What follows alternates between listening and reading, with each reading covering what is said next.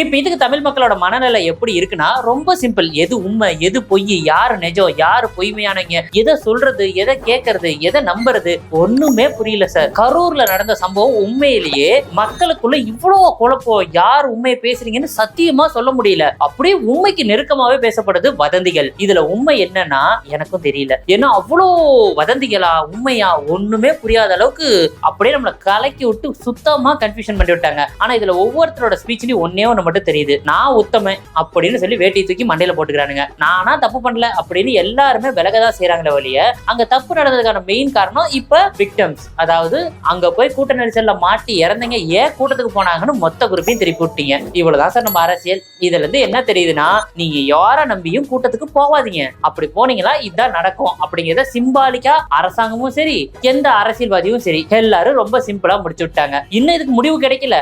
வதந்திகள் மட்டும் இன்னும் பெருசாயிட்டே போகுது.